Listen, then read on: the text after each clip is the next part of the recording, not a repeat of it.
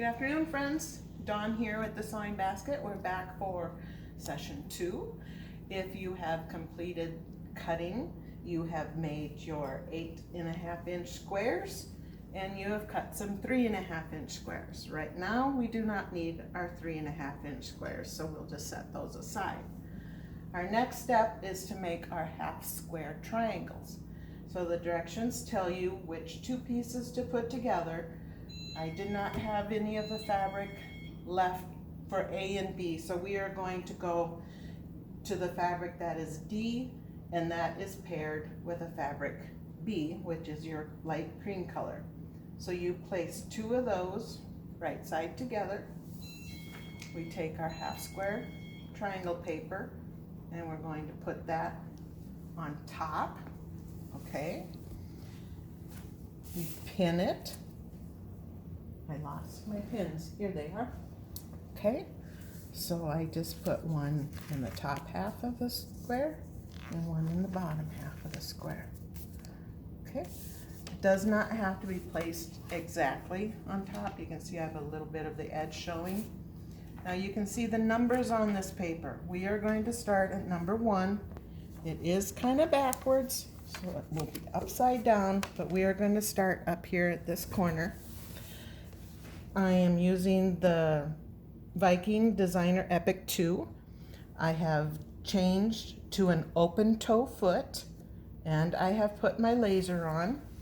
We are also going to be using a shorter stitch length. I like to use the 1.5. So when you lay it down, you start, do not sew on the solid lines. Sew on the dotted lines, okay? I just about made a kind of a big mistake. So now we're going to lower our foot. I do not fix the stitches because I do not want a buildup of thread. So we aren't going to use that.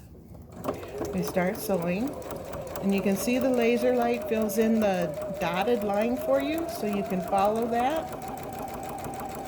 The shorter stitch length helps us perforate the paper so that we can tear it off easily in our next step. So then when you get close, you're going to stop in the dark circle and pivot, and then we're going to follow the line again. See, we're on number 2. So follow along. Usually you get a little rhythm going where you can speed down the straightaway, and then when you get to the corner we got to slow down. Just do a couple stitches at a time, and then it will pivot right where you need it to. Now we're at number 3. We get to do this 8 times.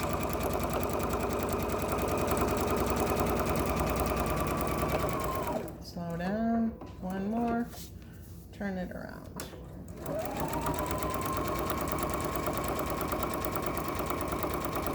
This is kind of a mindless way of making half square triangles, but we will make 8 of them, so it's going to save a little bit of time. I didn't like where that went, so we're going to back up 1. Okay, take that off. Still not exactly where I want, so I'm going to one more. There we go. Okay. Turn, we're on number 5.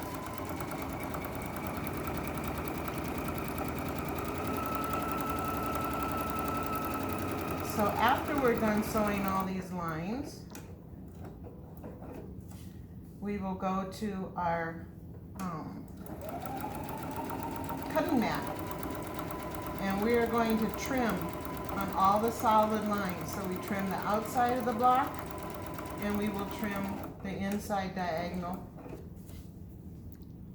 so that we have 8 triangles, and when they're opened up they will be half square triangle units to go into our block. The other thing I found while I was doing this at home is my tables are too low. I prefer a little higher table.